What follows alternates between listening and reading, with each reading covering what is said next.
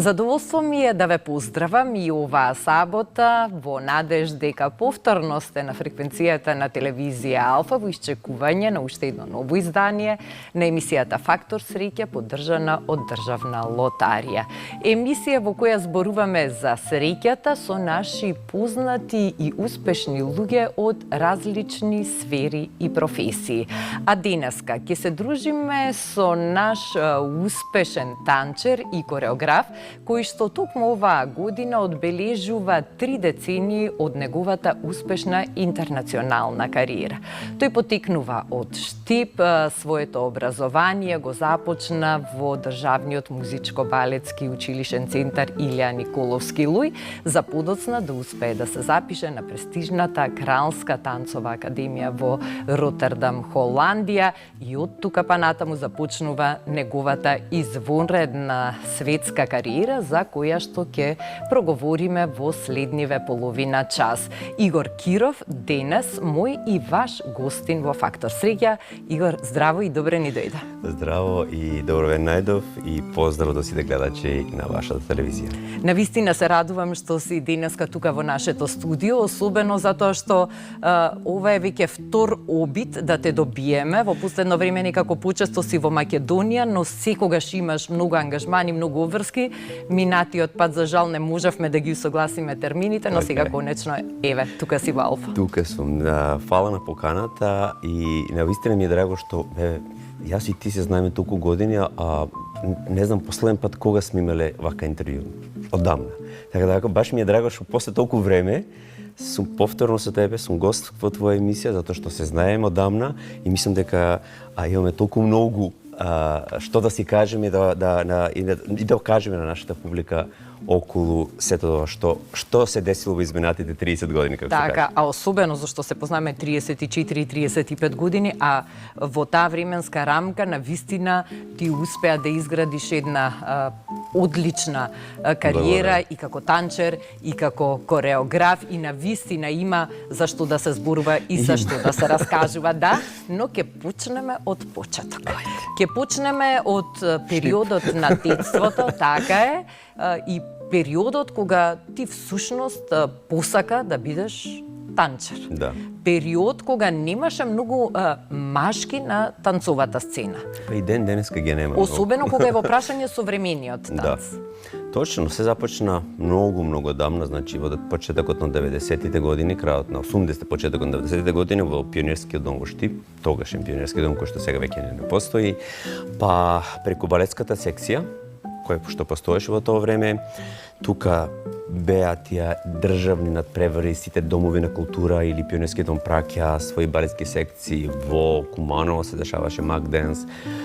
Па за да таму бидам препознан од професионалците од МБС кој што беа во жири, потоа следуваше Маквес, каде што публиката уште подетелно ме запознале со од 90-та година па се до 96-та, почнувајќи од игра салса, време за плачење, се до виолина и гитара, кога излегов од Македонија и од 96-та, 2026-та, тотално курсот на мојата кариера се промени од, да кажеме, од шоу бизнис во уметник или танчер за модерен танц или модерен танчер. Кого мислиш дека го наследи тој талент за танцување и за создавање? Па не знам, да бидам искрен, мислам дека во фамилијата мислам дека мајка ми конкретно е повеќе со играњето, ајде да кажеме, мислам дека од неа е таа мала жичка што постои во мене, тој талент.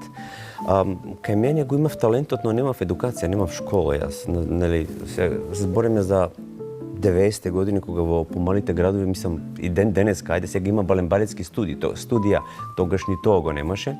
Така да јас бев на некој начин само ук се додека не додев во Скопје и не влегов директно во балетскиот оддел, каде што ги видов или ги согледав моите први почетоци, моите први позиции, што е балет, каков е балетот, како треба да функционира, а во меѓувреме, леле, заборавив, после Макфест беше Ребис, мислам, Игор. Ке го спомневме тоа сега. Ребис беше, тачно, беше Ребис, значи, како што работев во балетското школо, мислам, како што се едуцирав таму, така и со Гоца во Ребис, така да некако доста плоден период каде што ја само сакав да учам, да се надградувам, затоа што тоа беше простор додека бев млад, додека телото се уште беше свежо и спремно да учи, да добие нови информации, затоа што знаев дека сум рекол неколку пати дека во мене имаше многу повеќе колку само да бидам еден обичен танчер.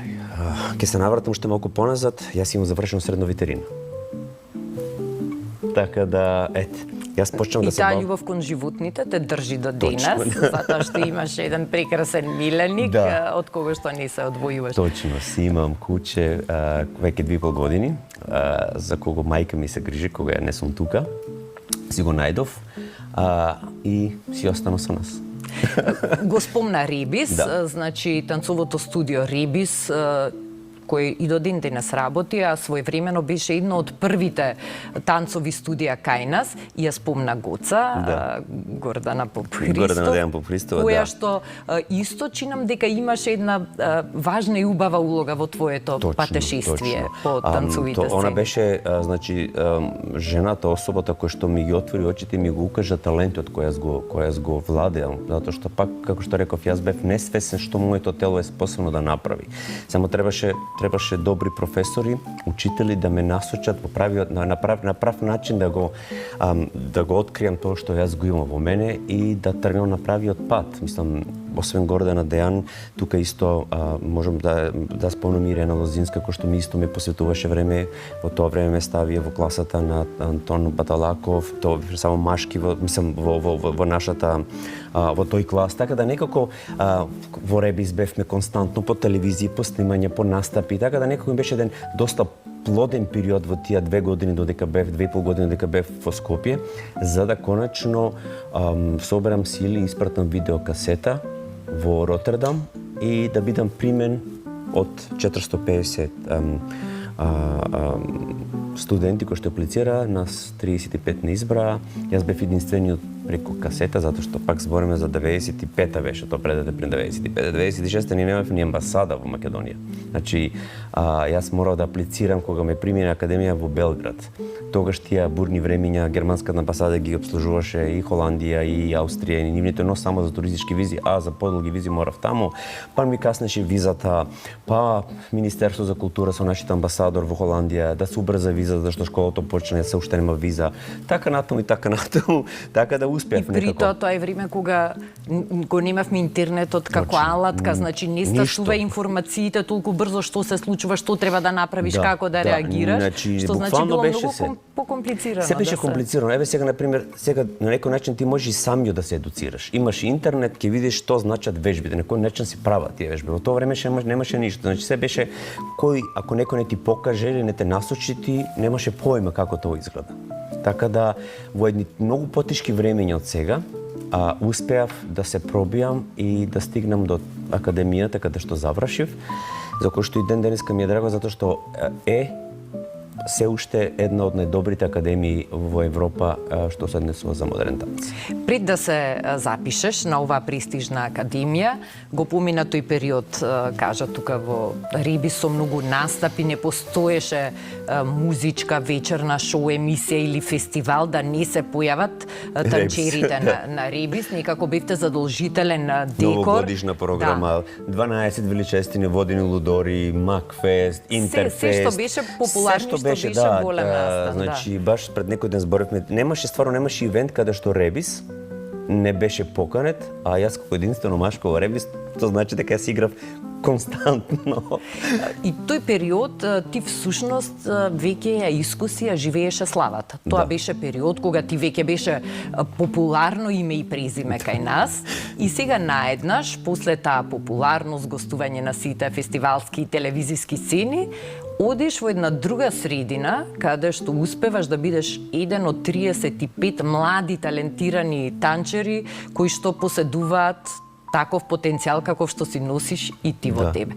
И колку сега се сменја работите, колку требаше се да почнеш да учиш повторно, наново, дали само се надоградуваш или комплетно мораше да стартуваш од... Морав комплетно да идам све од почеток, затоа што системот во Ротердам е другачи, менталитетот на размислување на еден умбитник е другачи, затоа што, пак ќе кажам, јас го имав искуството тука, но беше базирано на шоу бизнис. Значи, настапи кои што беа од карактер, како што идеш во дискотека, идеш на емисија, се играш позади играч, позади пејачи. Значи, се дешава и уметнички дел кој што Гордан ги правиш, но генерално сите знаеме, тоа беше повеќе за обслужување на песни, на пејачи позади и така натаму. Така да тука беше морав да направам еден целосен мајндсет во мојата глава и да сватам дека јас сум еден од многуте таму и дека тоа што сум бил супер, но за да продолжам понатаму и да напредувам, јас морам да заборавам на тоа кој сум бил и да почнам од нула и да изградам еден нов Игор, еден нов карактер, еден нов танчер кој што нормално со сите мои потенцијали кои јас ги имав и тоа што го имав сработено, тоа ми беше плюс, но морав да направам, како што реков, едно тотално мајндсет од почеток и да сватам каде ми е местото и колку можам јас со моето тело, мојата техника да успеам на таа сцена во тоа школо, за да ние бевме 35 во прва година, во втора година останавме само 20. Затоа што се друго што не, тоа се многу ригорозни академии кои што доколку не покажеш интерес кој што не е доволно добар за таа академија, едноставно после прва година ти викаат ти благодарам, довидување и тоа е тоа. Така да ми останавме 20, за да кога ќе видим и ден денеска од тие 20 мои колеги, многу малку од нас останавме кои што се бавиме и ден денеска е после 30 години со оваа професија. Значи таа желба во мене да бидам тоа што сум денеска или тоа што успеав да бидам танчер, педагог, па кореограф, па директор, се заедно, иако почнав касно, стварно касно, почнав на 18 години да знам што јас можам со моето тело да направам. Желбата во мене, макотрпната работа, посветеноста ме направи да никогаш не се откажам од тоа што го имам зацртано во себе. Да не кажам и дека и финансиски проблеми се постоја на почетокот. Министерство не даваше пари колку ден денеска, мораше да најдеш спонзори, холандска амбасада не даваше виза доколку не ставиш пари на рачун дека ги имаш толку за да живееш таму, да не бидеш нивер. Сега да не влегувам во тие детали, сепак многу кога стасав на академија немав право за работа, не беше дозволено кога станеш да работиш за да барем нешто ставиш на страна или да така да во тоа време сепак збориме за големи финансии. Така да успеав, А беше ли тешко? Сега, не зборувам за сите овие нешта кои што ги спомена и кои што биле реални фактори со кои што си морал да се соочиш и да ги надминеш, туку во делот на тренинзите, на вежбањето, на танцувањето. Мене играњето никош не ми е тешко. Значи, кога си ја сакаш својата работа, како може да ви е тешко? Никогаш. Јас сум 50 години сега, 30 години работам, ја и ден денеска ја имам истата љубов према својата професија од самиот старт. Да можам да играм, денеска би играл. Мислам, можам, не дека не, но сакам да кажам дека љубовта за танцот секојаш постоела во мене, никош. Не искам да бидам, значи, сум работел од сабале до вечер. И немам проблем затоа што, знаеш, кога работиш, кога сакаш нешто, кога ти исполнува нешто, ја не знам како на некој може да му биде тешко, да му биде тешка работата, која ја сака. А многу малку луѓе си ја сакаат својата работа. Или многу малку луѓе имаат среќа да работата што ја сакаат. Тоа е тој фактор среќа. Така. Стасавме и до него и еве пред да си ја пробаме среќата и пред да ја тестираме твојата среќа со грипките на Државна лотарија Урбан Стил, да кажеме дека по завршувањето на Академијата во Ротердам ти и магистрираше во Белград, значи продолжи таа твоја желба и амбиција и глад за усовршување на вистина да ги Не, јас кога завршив со Академија, играв 18 сезони. Значи магистратурата не ми беше важна во тоа време, затоа што сакав да играм. Јас завршив да бидам танч, сакав да бидам на сцена, сакав таа сцена да ме исполнува, да ја исполнувам, да играм во повеќе компании, да работам со повеќе кореографии, да менјам држави. Така се надградував, така стигна до тоа што сум сега. За да кога бев директор, таму негде при крајот на мојот мандат, едноставно имав потреба да имав добра представа направено 2 години траеше магистратурата, да 2021, таман кога фати короната, ми заврши мандатот, има доволно време да седнам, ги поминав испитите, да седнам, да ја напишам тезата и за 12 април, 12, значи сега, 12 април 21 магистрирав на Институтот за уметничка игра во Белград, за аудиовизуална уметност, одел кореографија, така да го комплетирам тој дел, затоа што си имам диплома за играч, сега си имам диплома за кореографија, но, пак ќе кажам, доколку имагинацијата за кореографија и желбата да бидеш кореограф, да бидеш танчер се тука, некогаш тие школи се само одскочна даска за ти да го комплетираш тоа.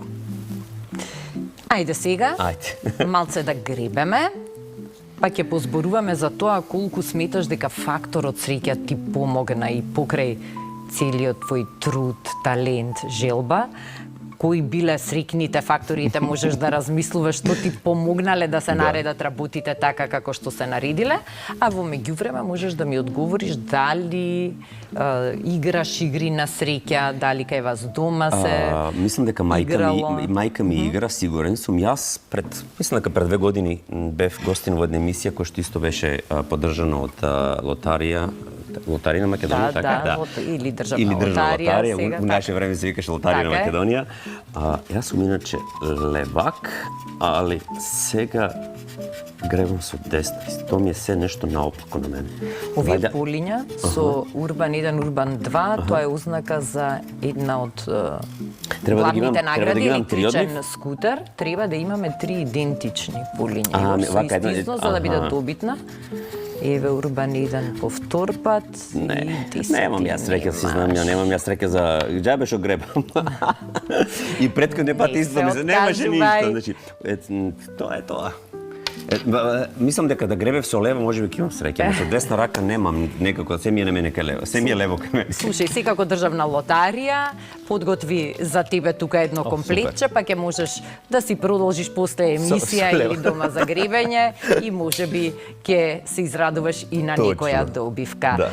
Ајде сега да позборуваме за сите ти интернационални танцови сцени. Ти во изминативе години имаше можност како танчер да соработуваш со повеќе европски танцови компании, но и како кореограф да работиш за национални балетски куќи и исто така за танцови компании.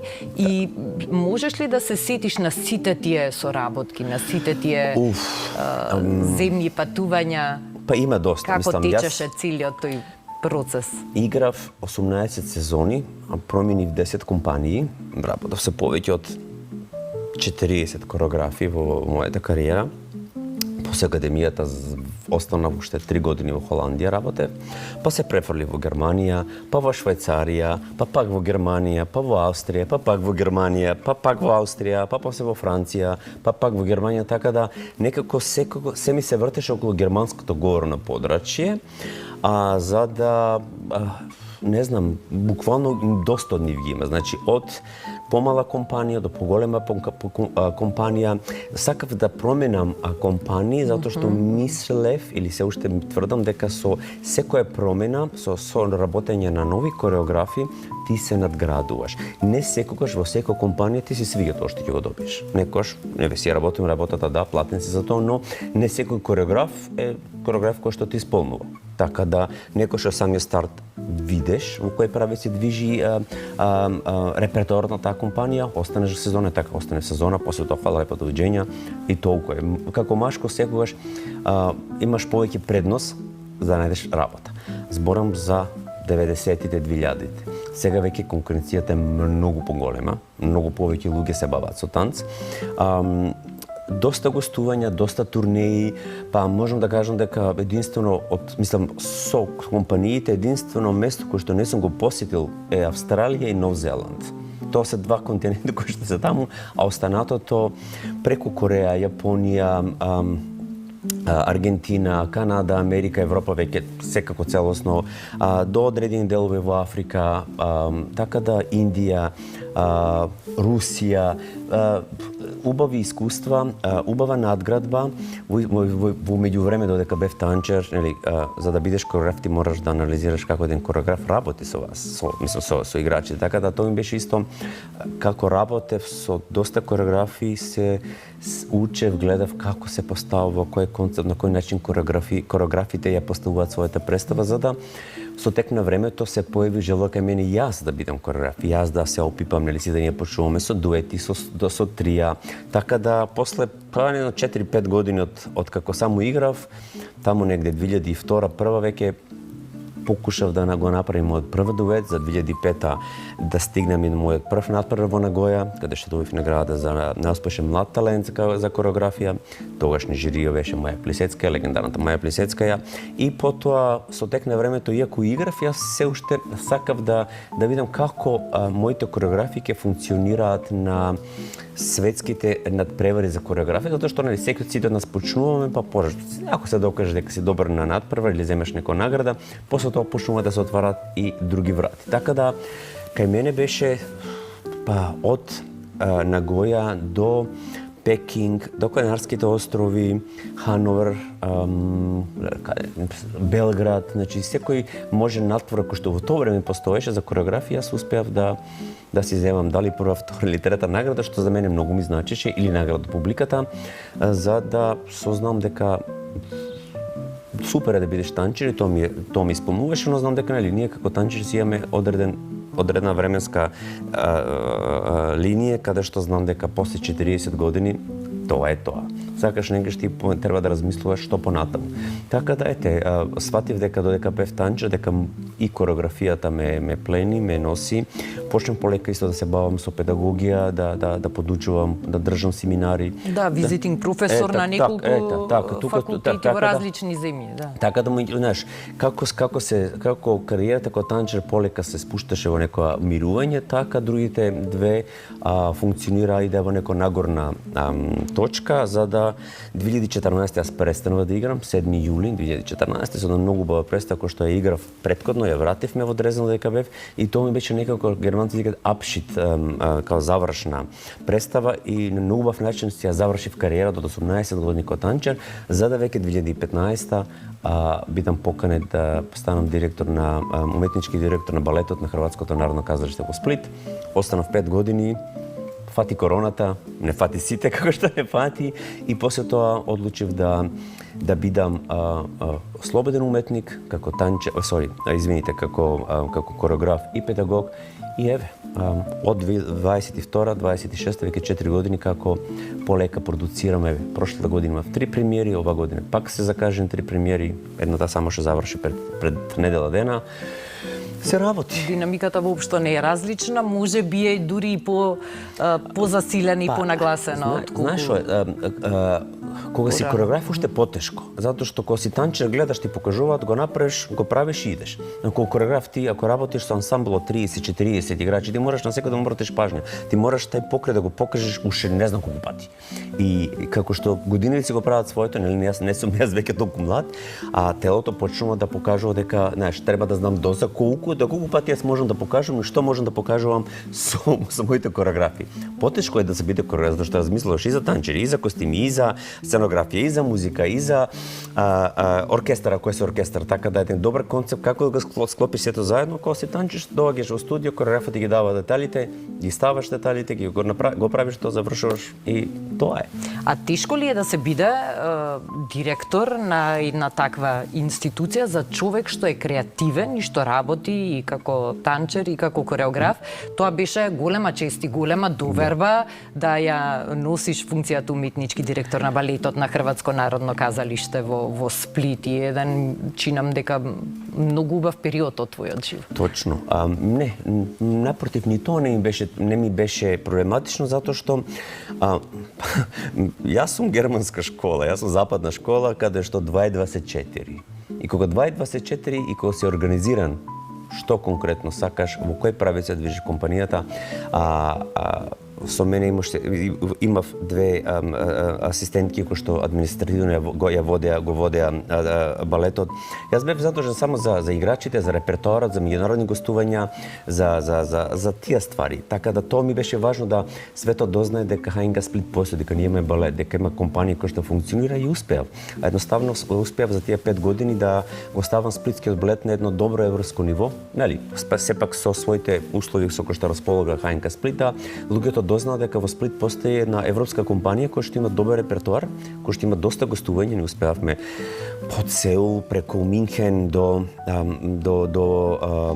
Братислава, целиот Балкан го пројдовме, Латвија, Виена, значи имавме доста гостување, затоа што се сите тие мои врски, сите тие луѓе кои што јас ги знам додека игра, додека работев како танчар, сите мои гостувања фестивали ги знаев и плюс имавме добар репертоар за да успееме и публиката да ја вратиме во Сплит. Јас кога дојдов за директор имавме 33% продаја на карти, се до последната година каде што имаме 77.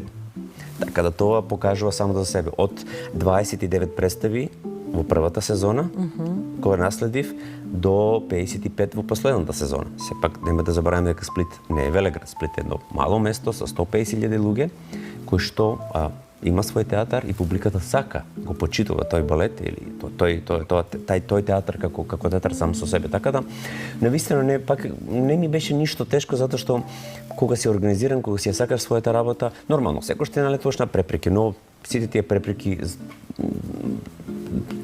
може да се решат на убав начин, на добар начин за да за добробит на таа институција, на тие играчи, на тоа што го водиш спред себе или таа визија што има за нив, за да може да добијат плюс од тоа што јас сум во тој момент директор.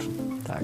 После 30 години и на штипската публика и подари повторно еден убав танцов настан. Какво е чувството после толку години успешна работа во повеќе развиени земји кои што нудат идеални услови за современиот танц, да дојдеш од таму од каде што си почнал и да оставиш парче од себе, од својата душа и од целото собрано знаење низ годините?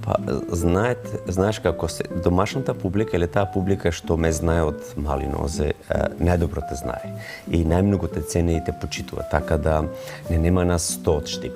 Јас сум. Така да ми беше драго. Уствари, 21-ва, уште беше, мислам, короната, успеавме во театро да направиме една кореодрама, Едип коментари, со 5 глумци од театрот, и јас ја правев кореографијата, Драгана Милошевска режијата, една представа која што беше за мене добар предизвик, но и за глумците. Представа која што и на фестивалите кај што бевме успешно пројде, благодарејќи на таа соработка со Штипскиот театар, 21-ви ја се добив наградата на Војничен Неденски за најдобра кореографија, а лани летото заедно со мојот подмлад колега успеавме да и донесеме на штипската публика една права танцова представа која што премиерата ја биде во Штип. И после тоа имавме колку, по 3-4 представи, каде што сите представи беа распродадени, затоа што свативме дека штипската публика сака и е желна да види нешто што јас како штипјанец и го после толку време со задоволство, мада пак ќе се вратам назад, јас 20 кога бев директор не бев на гостувања. Тоа беше 2017 или 2016, не знам точно, имавме македонска турнеја со ХНК, беше Битола, Скопје и Штип, а домот на културата беше препун. Така да, таа публика ме знае, таа публика, само кога ќе се спомне моето име, јас мислам дека секој сум се трудел на свој начин да допринесам за развитокот не само на штипската култура, мислам на културата или танцовата култура во Штип, него и во Македонија, затоа што пак ќе кажам, не сме многу што се бавиме со оваа професија, кој што сме излезени надвор од границите на Македонија, така да кога нема толку малку, убаво е секој дел од нас да го дадеме на било кој начин за развитокот на таа танцова сцена во Македонија.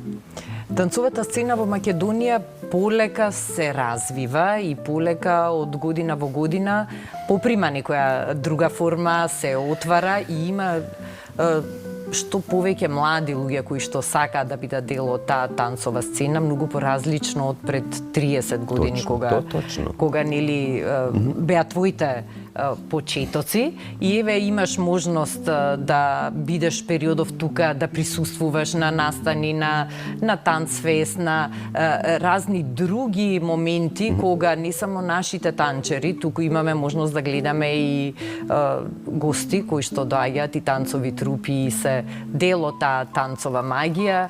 Што мислиш дека ни недостига или што е она на што најмногу треба да работиме за да ја поттикнеме и да доразвиеме танцовата сцена? Ова е многу голема тема на разговор. Јас како особа која што сум толку долго во оваа професија, и еве, не сум константно дел од тоа што е во Македонија, но идам, се враќам, гледам.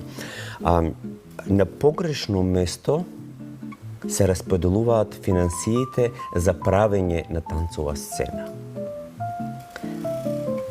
Пример, ќе се вратам на една ствар. Представата ајде. Јас со 30 годишно искуство. Не можам јас со 30 годишно искуство од министерството да ми дадат 4000 евра да направам представа. It just doesn't work. Што ако не ги знаев ја луѓето и што ако мојот име и презиме не продаваше тоа што требаше да го продаде? Како јас ќе успеам да направам представа со 4000 евра? Тоа е mission impossible. Значи, многу погрешен систем во Министерството за туризам имаат како да се одржи, направи и прогора напред една танцова сцена во Македонија. Се даваат пари на танцови студија кои што немаат благе везе со уметноста. Не може на танцово студио да го маа македонското знаме некаде на паркети, да зима 10.000 евра, а јас со 30 годишно искуство, со сите мои награди, со целото моje CV, да зависам, ако сакам да направам нешто независно во Македонија, од луѓе кои што воопшто не разбираат што значи зборот танц. Тука, значи тоа е само базична ствар, не ќе да влегувам во детали. Секој се труди на свој начин да ја гура својата танцова сцена, но ја како од страна гледајќи и сите тие што творат, место да се даде шанси на млади луѓе кои што стварно сакаат да направат нешто, не може млад кореограф со 2000 евра да направи представа. Тоа е затоа реков, тоа е една многу голема тема на разговор во што се случува, затоа што во Македонското министерство за култура и туризам и како тоа министерство треба на паметен начин да ги распореди средствата и да поттикне генерации да развиваат танцова уметност. Не можат баби и жаби да бидат во исти термин ставени и некои да земаат повеќе финансии отколку јас, пак ќе кажам, со 30 годишно искуство, да јас и денеска треба да се докажувам кој сум за некој да каже чекај. Така да, што и да кажам, се друго мислам дека ќе иде во правец каде што луѓето можеби да ме разберат погрешно, па сега зошто он, како не, тоа е тоа. Фала Богу што јас не зависам тук. Замисли како било да јас зависам од Македонија, јас да чекам годишно да ми ги дадат тие средства. Како ја како уметник ќе успеев да се изградам како уметник чекајќи на тоа. Танцовата уметност е многу тешко, значи многу тешко ти може да добиеш спонзори за да направиш нешто. Тоа ако евентуално ако стварно некој те знае, многу те знае лично, особено, за да може да добиеш некоја минимална сума за финанси. Толку баш и претходниот пат го разговарав во министерството, значи едноставно луѓето нека да инвестираат. Значи во Германија театрите од што зависат? Не од спонзори, него зависат од министерството. Тоа министерство треба да се едуцира својата публика, а не да крати. Законот, начинот како функционира се во Македонија е стварно потребно да се направи една многу голема реформа. Имав среќа додека бев директор да ја правиме таа реформа и тај нов закон за култура во Хрватска, каде што успеевме да збалансираме ствари. Хрватска е сепак Европска унија и ако ние сакаме да идеме кон Европа, а го имаме социјалистички, комунистички систем на функционирање, некоја фасада која што од тука ќе падне, па ќе се дигне, па ќе се затвори, никогаш нема, без реформи, ние немаме култура. Да, затоа се значајни тие интернационални искуства што ги имаш ти и други луѓе што успеале да се докажат надвор и да изградат убави кариери, да Точно, а мислиш дека некој се јавил од министерството да ме праша на кој начин ја би можел да помогнам со моето искуство како кореограф, како директор, како танчер, како менаџер? како човек кој што успеа, кој бев од првите, во Хрватска се 3 балетски компании, во Загреб, Риека и Сплит. Ние го правевме, тој закон за култура. Не, кај нас тоа не постои. Кај нас се што е наше, не знаеме да си го ценеме, а секојаш другото од страна си го ценеме повеќе. Тоа е некако наш синдром. Како јас во Белград направив национално дело Бановиќ Страхиња, во Македонија 10 години не може да направам ништо. Некој треба да се запете у министерство или у таа Северно национална опера и балет. Како? Зашто?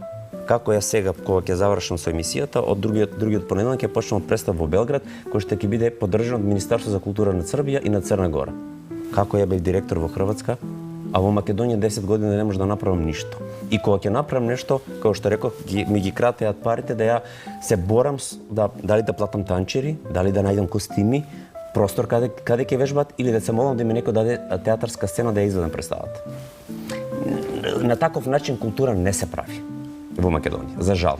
За жал треба да многу Тоа промени, е тоа, но пак ќе кажам, независимо од оваа земја, не ми доколку некој сака, има интерес, секој сум расположен, тоа го правам 30 години. Стварата е тоа што јас творам, креирам, ја да сум жив и здрав и ќе продолжам и понатаму да ја представам Македонија каде да сум.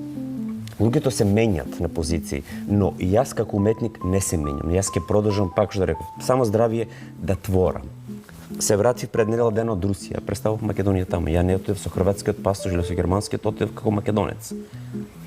Претходно бев пак во Русија, бев во Германија. Значи,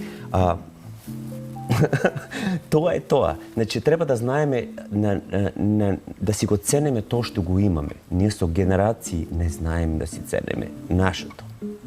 Другите не ценат секогаш, а дома иста прича со години постои. Да, но за жал тоа е потешко надвор да се успее, Точно, каде што конкуренцијата е многу поголема и треба многу повеќе труд и многу повеќе работа, а ти тоа навистина успеа да го направиш и си еден прекрасен пример и поттик воедно за младите што се занимаваат со танц и со современ танц и со кореографија, дека и покрај тоа што далеку од идеални се условите кај нас, сепак тоа не треба да ги обесхрабрува, тој што носи потенцијал, тој што е трудолюбив и тој што има амбиција и желба, сигурно дека може да си го најде своето место само ќе се наврзам.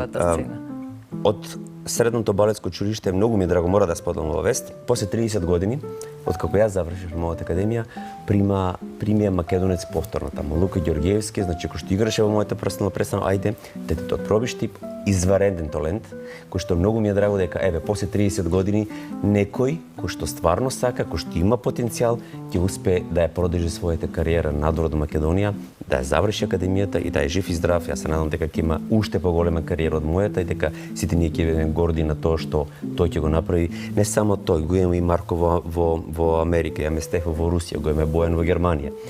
Пак тоа што реков, нема многу. И место тие што нема многу, да се сплотиме заеднички, да најде државата начин како да научи барем нешто со не било кој совет да ние помогнеме да се развие таа танцова уметност во Македонија. Не едните исти луѓе да ги гледаме на ист начин, како се повторуваат и повторуваат. Животот е прекраток, кариерата е уште пократка. Ние имаме 20 години кариера како танчери. Ако немаме повреди од текот на својот живот. Некој завршуваат и порано. Ако е се идеално како што секој посакува да биде. Добра, здрава кариера, 20 години ако искараш, тоа е супер. Сега, некој има и по 25, но пак ќе кажам, се зависи од тоа колку ти во својата кариера си имал повреди, колку ти е повреди, нели како ние стареме, телото не е исто кога си 20 и кога си 50 или кога си 40. Секако. Игор, ми беше задоволство што можевме да продискутираме за сите овие нешта и да ги доближиме на македонската публика, иако нашата јавност те знае и те следи, и мислам дека имаш поддршка цело време и од медиумите, дека се пишува за тебе, се зборува, а ова е како еден сублимат на тие 30 години искуство и интернационална кариера и ќе ти посакам и во следните години уште многу успеси, уште многу кореографии и уште многу убави моменти и да доживеш на танцовата сцена, а и да и подариш на публиката што го сака танцот. Благодарам и јас се надевам само здравје дека јас и повторно ќе живеам за да ќе творам, за да допринесам за развитокот на македонска танцова сцена, но се разбира и за сето оно што е испред мене за како кореограф. Ти благодарам за Фала. одвоеното време и за гостувањето, а ви благодарам и вам што одвоивте време да го проследите и ова денешно издание на Фактор Среќа. Ќе ви посакам убава вечер, уште поубав викенд и Факторот Среќа нека биде секогаш ваш верен придружник и сопатник. Пријатно!